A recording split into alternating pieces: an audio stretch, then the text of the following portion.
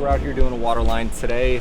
It was a directional bore. I'm gonna make sure everything's located so your power, communications, gas, sewer, whenever we run these lines, we're not hitting anything. A directional bores guy came out here, shot a directional bore. A directional bore machine drills underneath the ground, and you can kind of steer it as you go and get it where it needs to go.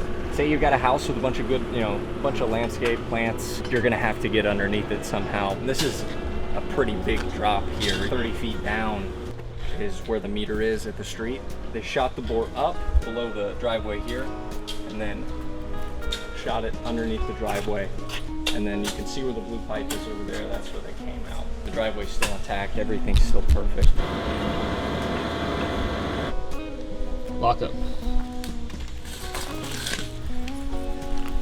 Should pull slowly. And if it's a massive hill, directional bores are great because it's tough. With a ditch witch or a machine trying to get up and down.